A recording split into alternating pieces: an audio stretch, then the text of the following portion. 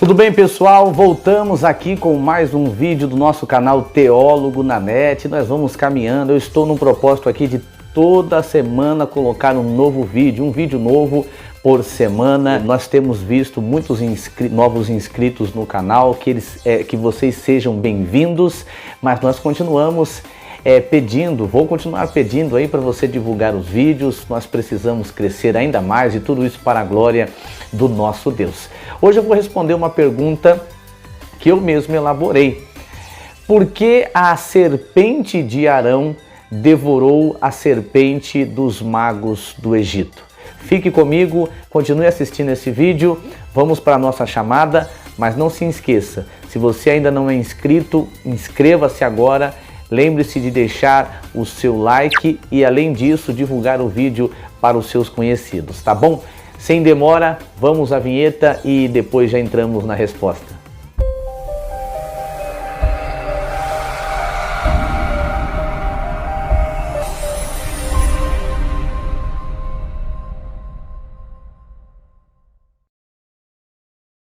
Bom, para responder essa pergunta, por que a serpente de Arão devorou a serpente dos magos do Egito, nós vamos fazer a leitura do livro de Êxodo, capítulo de número 7. Eu vou ler o versículo 10, vou ler o versículo 11 e também o versículo 12.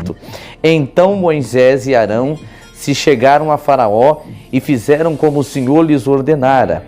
Lançou Arão o seu bordão diante de Faraó e diante dos seus oficiais, e ele se tornou em serpente. Faraó, porém, mandou vir os sábios e encantadores, e eles, os sábios do Egito, fizeram também o mesmo com as suas ciências ocultas. 12. Pois lançaram eles cada um seu bordão ou a sua vara, dependendo da tradução, e eles se tornaram em serpentes, mas o bordão de Arão devorou os bordões deles. Então, nós vemos aqui um dos principais momentos do princípio da libertação dos hebreus, dos israelitas, lá da terra do Egito. Moisés e Arão compareceram diante de Faraó, mas veja que a vara de Moisés, ou o cajado de Moisés, ou o bordão de Moisés, tinha sido entregue nas mãos de Arão, se você continuar lendo o capítulo 7 e o 6 também, e agora a vara estava com Arão, era a vara de Arão. Veja que o Arão, ele vai lançar a vara dele diante do faraó e dos sábios do Egito, e a vara de Arão vai se tornar em uma serpente.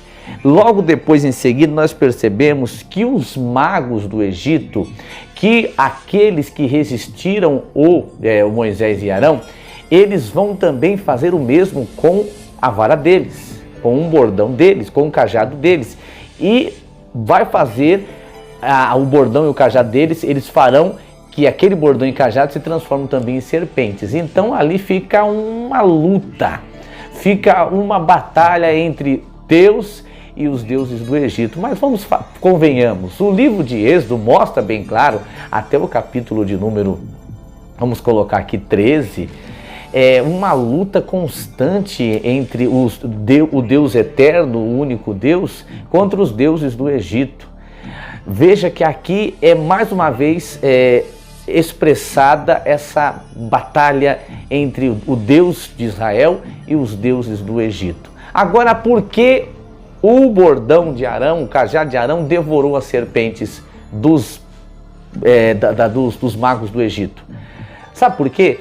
A palavra serpente aqui no capítulo, vamos voltar, no capítulo de número 10, o seu bordão diante de Faraó e diante dos seus oficiais, e ele se tornou em serpente.